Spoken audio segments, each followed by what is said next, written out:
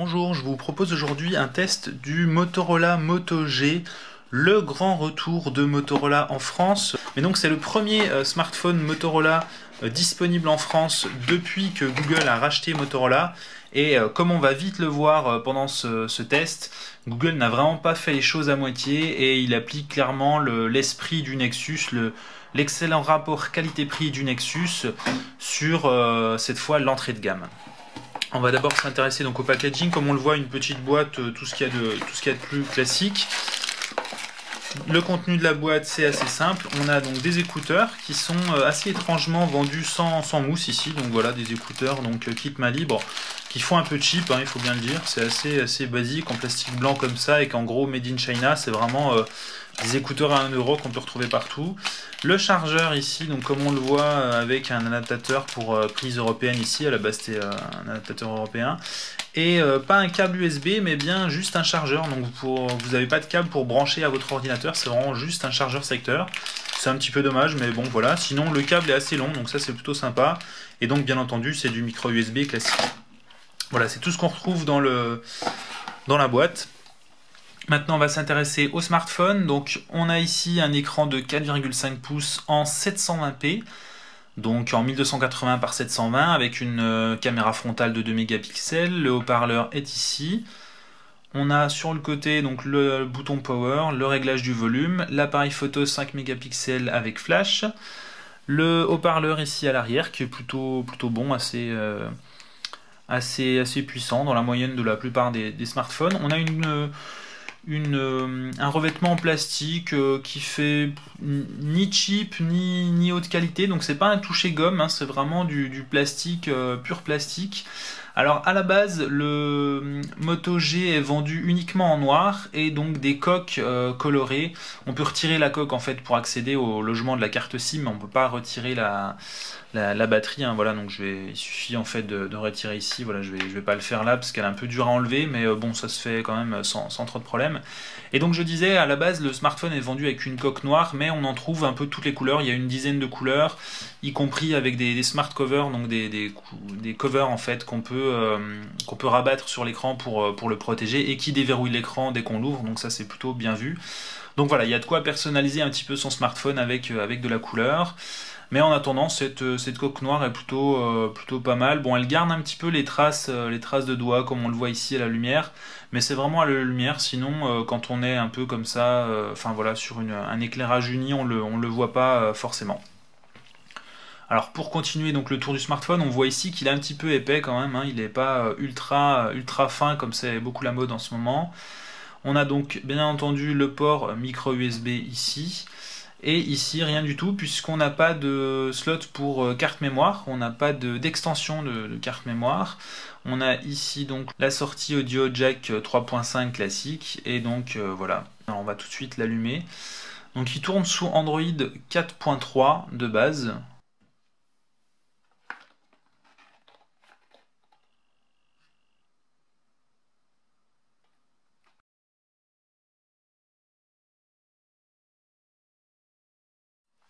Alors on a une animation assez travaillée de Motorola pour le démarrage, comme on va le voir ici. Voilà, on a une petite animation sympa. Du coup, il met un petit peu de temps à démarrer. Bon, je ne sais pas si c'est à cause de l'animation ou si l'animation est juste là pour nous faire patienter pendant un démarrage qui de toute façon était un peu lent. Mais il met quand même pas mal de temps à démarrer. Voilà, bon, ça reste correct, hein. On a donc ici, comme on l'a vu, l'écran de déverrouillage qui est vraiment classique, hein. On a accès ici donc à l'appareil photo, ici à d'éventuels widgets. Voilà, donc c'est vraiment ce qu'on retrouve sur de l'Android classique conçu par Google sans surcouche spécifique de Motorola. Là donc on est sur l'accueil. De base on a donc 5 home screen. Voilà, avec pas de possibilité de dézoomer ici. Enfin voilà, on est vraiment sur un Android très proche de l'Android pur, hein.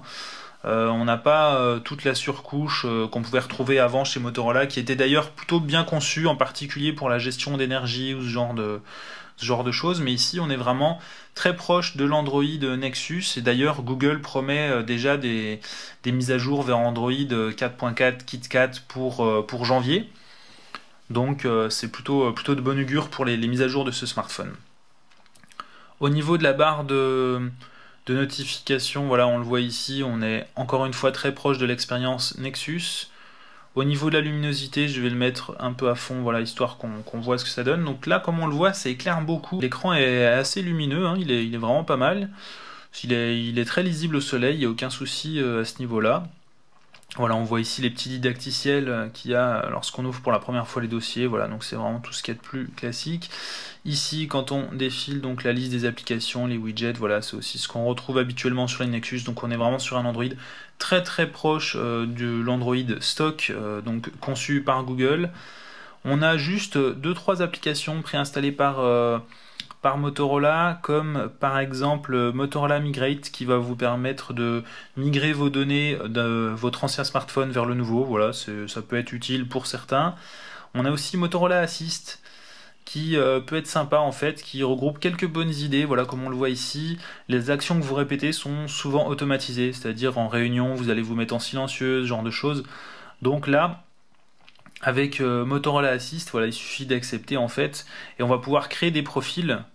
Voilà, dormez tranquille, en réunion, évitez les interruptions, etc. On va pouvoir créer des profils, voilà, au volant, réunion, sommeil, etc. pour en fait automatiser des paramètres. Donc c'est pas quelque chose de particulièrement essentiel puisqu'on peut retrouver ce type d'application par exemple avec Tasker ou d'autres sur le store pour automatiser des actions en fonction de l'heure, de notre position géographique, des Wi-Fi qu'on capte, etc. Mais c'est toujours bon à prendre, voilà, donc du coup Motorola intègre cette petite application sur le Moto G. Alors au niveau des performances, donc j'en ai pas encore parlé, on a donc un processeur quad-core à 1,2 GHz, donc il s'agit du Snapdragon 400, donc le même qu'on retrouve par exemple sur le HTC One Mini ou le Galaxy S4 Mini, mais un petit peu sous-cadencé, donc il a 200 MHz de moins que sur les autres smartphones. Et il est épaulé par 1 Go de RAM, donc ça tourne relativement bien. Alors 3D Mark nous donne des scores pas très très bons, puisqu'on est placé au même niveau que le Nexus S, qui est quand même un vieux smartphone. Et voilà, par exemple, on a ici le Nexus 4 qui a 10 000 points, et donc notre petit Motorola qui a seulement 4400, donc il serait 2 fois et demi plus lent que le Nexus 4. Alors que si on regarde les résultats de AnTuTu Benchmark, alors là il va falloir que je relance le test, mais par contre j'avais fait une capture d'écran justement pour vous montrer ça. Voilà, au niveau de la capture d'écran, on voit donc que le Motorola fait 17 000 points sur AnTuTu Benchmark, soit autant que le Nexus 4, même à peine plus que le Nexus 4, à peine moins que le Galaxy S3, mais autant par exemple que la Nexus 10, presque autant que le Xperia Z, et finalement il n'est pas autant distancé que ça par les HTC One Mini ou Galaxy S4. Donc vraiment on est quand même sur un appareil qui est assez performant. En tout cas pour son prix, on y reviendra après. Et le plus important dans tous les cas, c'est qu'il tourne bien sur les jeux, et bien entendu c'est le cas. Il n'y a aucun ralentissement, j'ai trouvé aucun jeu qui le faisait ralentir. Il faut dire qu'il bénéficie par rapport au S4 ou HTC One par exemple de moins de pixels, donc c'est-à-dire que c'est plus facile à faire tourner un jeu sur un écran 720p que sur un écran Full HD bien entendu. Voilà, comme on le voit ici, ça tourne vraiment sans problème. Il n'y a pas de saccade, ça pixelise pas, c'est vraiment sympa. Donc je vais lancer une course juste pour tester comme ça vous pourrez voir aussi le temps de chargement. Voilà, là je vais acheter ma petite voiture. Non, je veux pas me connecter, je m'en fiche. Voilà, je veux juste lancer la course. Donc voilà, on va faire une petite course très rapide. Voilà, comme on le voit, les cinématiques chargent bien, ça saccade pas. C'est plutôt réussi, les graphismes sont corrects. Alors on voit quand même que le jeu ne met pas tous les graphismes au maximum, puisqu'on n'a pas le rétroviseur, hein. Donc le rétroviseur est désactivé sur les appareils les plus lents et activé donc sur les smartphones les plus rapides. Donc là on voit que c'est désactivé, donc on n'a quand même pas tous les paramètres à fond, mais ça reste vraiment très agréable, et comme on le voit, voilà, ça réagit vraiment bien. Ça fonctionne sans aucun problème. Alors bon, c'est pas évident de conduire tout en tournant la vidéo, mais On va essayer de voir ce qu'on peut faire. Alors on en profite pour apprécier un petit peu le son du coup du smartphone. Donc comme je l'ai dit tout à l'heure, le seul haut-parleur est ici. Hein, voilà, si on met son doigt dessus, on n'entend plus rien. Et voilà, j'arrive à conduire même en retournant l'écran, c'est magnifique. Et donc le smartphone s'en sort plutôt bien. Enfin, le son est plutôt correct pour le smartphone. Donc là on est, voilà, là on est à fond. C'est assez fort. Ça commence à grésiller un peu, mais si on se met à 3/4, ça reste correct. Voilà, c'est pas ultra puissant, c'est pas ce qui se fait de mieux dans le domaine, on va dire, mais ça reste quand même assez correct. Ça reste honorable, et au-dessus, par exemple, de ce que peut faire le Xperia Z, par exemple, qui avait un son particulièrement mauvais, mais on est bien entendu très loin de ce que peut proposer le HTC One, par exemple. Voilà, donc là vous aurez dans tous les cas bien constaté que ce jeu est bien fluide, et la plupart des autres jeux que j'ai testés dessus sont vraiment fluides aussi. 3D Mark le donne assez mauvais et AnTuTu Benchmark lui donne des résultats plutôt honorables, mais dans tous les cas la sanction arrive par les jeux, par l'utilisation au concret, et là-dessus on est bien forcé de constater qu'on ne fait pas ramer ce petit Moto G qui tourne vraiment très bien. Au niveau du surf sur internet, c'est pareil, hein, ça fonctionne sans problème. Voilà. Je vais essayer de me connecter à mon blog. Voilà, donc là j'ai pas encore chargé la page sur ce smartphone, il n'y a pas de cache ni rien. Ça fonctionne sans trop de problèmes. Je vais passer sur la version desktop du site. Et comme on le voit ici, alors là bon, on est connecté à une connexion assez rapide, hein, donc on est en Wi-Fi avec de la fibre derrière, mais comme on voit, dans tous les cas ça saccade pas, ça marche assez bien. Si j'ouvre un article, ça marche sans problème avec les photos, etc. Donc voilà, au niveau du surf, c'est vraiment une expérience assez agréable, même si l'écran n'est pas très grand. Alors petit bémol quand même, petit point négatif quand même, c'est ces touches qui sont donc sur le côté, qui sont pas intégrées donc à la coque du smartphone, mais elles sont vraiment dans l'écran, et du coup même sur les jeux on les retrouve toujours sur le côté. Voilà, tout à l'heure je l'ai pas montré dans la course, mais on a toujours ces touches qui sont là sur le côté. Alors déjà on appuie sans faire exprès dessus parce que ben, c'est sur le smartphone, et ensuite on aurait peut-être vu une barre un peu translucide ou avec des petits points ou quelque chose d'un peu plus discret que ces icônes qui vont du coup tout le temps rester là. C'est un petit peu dommage de perdre tout ça. En parlant d'ailleurs de ces icônes, on voit ici que la barre est un peu translucide, ce qui n'est pas le cas normalement sur Android 4.3 qui équipe ce smartphone. Mais voilà, Motorola a décidé de changer un petit peu. Voilà, on voit ici donc Android 4.3. Motorola a décidé de changer un petit peu et donc de mettre cette barre translucide. Bon, pourquoi pas, ça change pas vraiment grand chose. On ne s'est pas encore intéressé à l'appareil photo. Voilà, donc je vais tout de suite prendre une photo.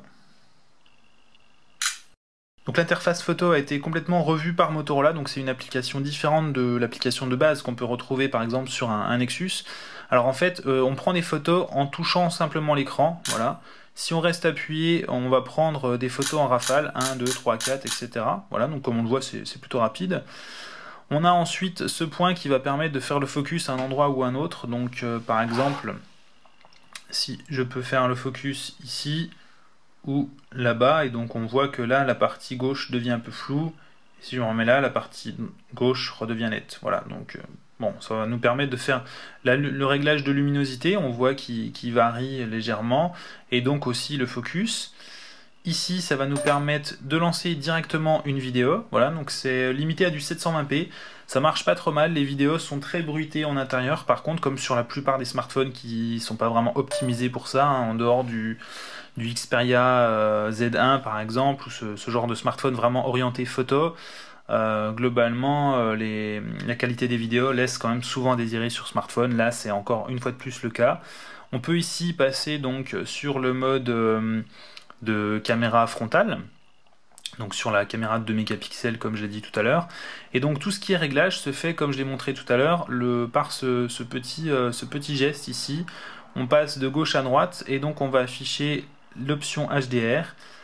Voilà, donc on a le choix entre activer, désactiver ou auto, le flash avec les mêmes options, la possibilité donc de mettre au point de cette façon en se déplaçant. Donc voilà, ça c'est l'une des options qu'on peut retrouver, qu'on peut désactiver donc via ce petit menu. Le slow motion qui en fait consiste à enregistrer des vidéos ralenties, ça marche plutôt bien.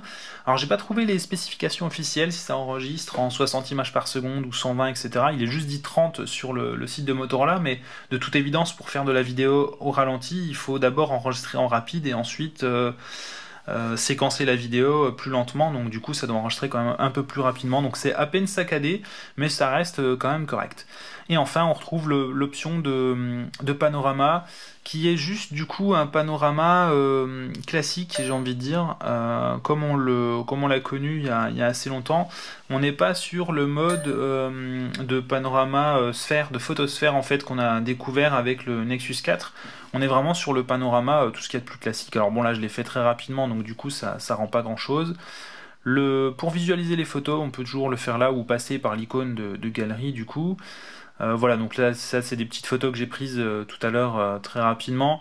Je vous proposerai du coup sur mon test des photos un peu plus intéressantes pour juger vraiment de la qualité de l'appareil photo.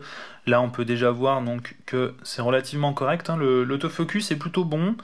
Les couleurs sont assez fidèles, mais pas très vives, hein. C'est un petit peu terne, mais ça reste correct. On voit ici que l'autofocus, enfin le focus marche plutôt bien, même en macro. On a quand même pas mal de détails. Donc là, c'est un clavier pris d'assez près. Ça, c'est un peu mon bureau avec pas mal de bordel dessus. Voilà, l'appareil photo est plutôt bon. En extérieur, il s'en tire vraiment bien. Après, en intérieur, il faudra souvent utiliser le flash, qui est d'une puissance modeste, hein. Bon, c'est un flash LED comme on retrouve sur la plupart des smartphones, donc il est correct sans plus. Un dernier mot au niveau de l'autonomie, donc elle est relativement correcte.